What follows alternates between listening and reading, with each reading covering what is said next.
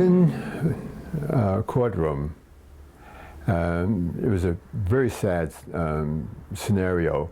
There was a defendant at one table and his lawyer and the two people from the prosecutor's office at the other table.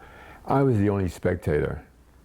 And the trial was moving along, and this kid was up for attempted murder, I believe. And then all of a sudden, there was a big noise from outside the courtroom. And what's that? And the judge stopped the trial.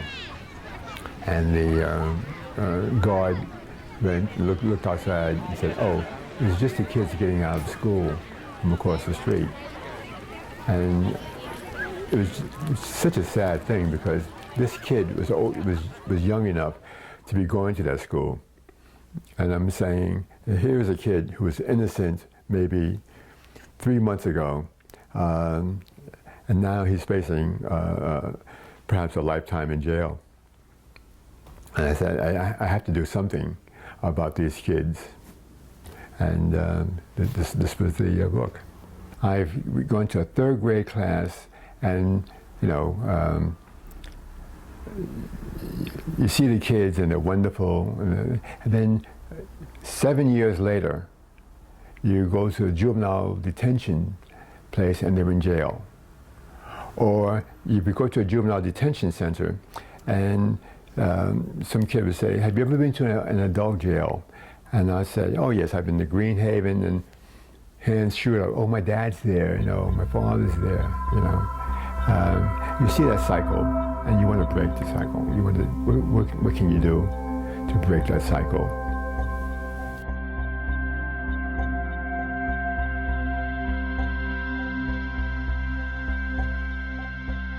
He's a young man who has multiple cognitions. He knows a number of things.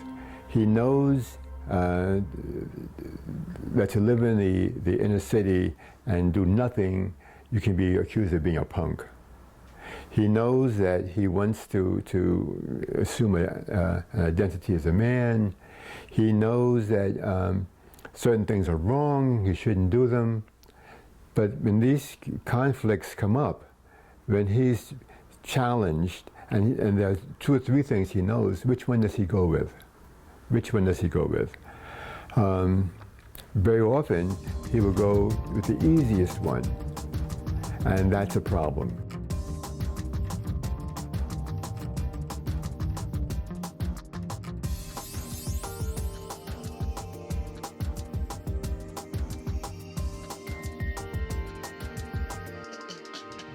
When I was doing one particular guy, a guy was a murderer up at Greenhaven, and he was telling me about his life.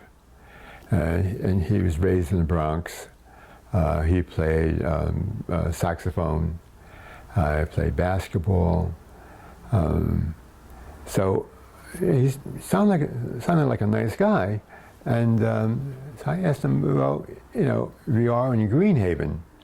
How did you get here? And he said, well, there was this stick-up on 41st Street and 9th Avenue. And it was 3 o'clock, and a stick-up of an armored car. And so people were shot. So I'm saying, there was a stick-up. What's that about?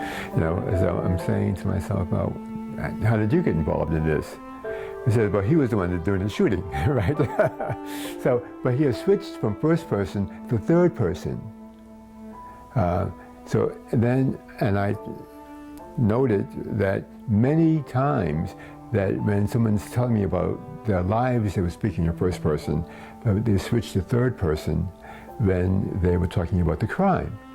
They were distancing themselves. So with Steve, when he's talking about his own life, how he feels, he's talking about first person, but when he begins to talk about the crime, he switches to this movie mode. So he's making that distance for himself.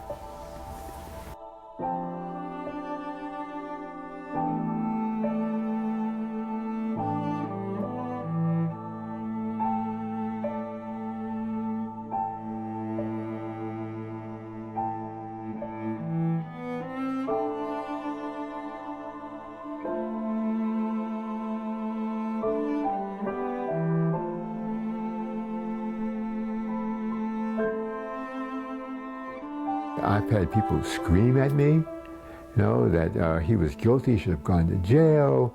I've had people say he should never have been tried. If he wasn't black, he wouldn't have been tried.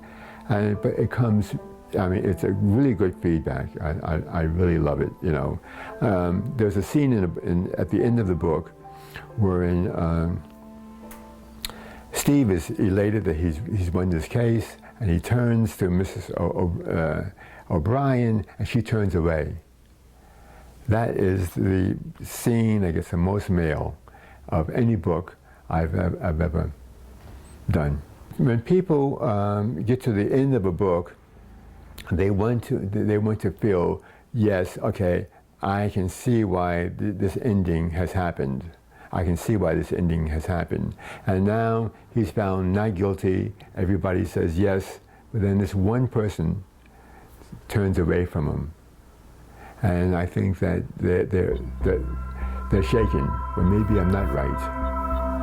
And I think that's interesting.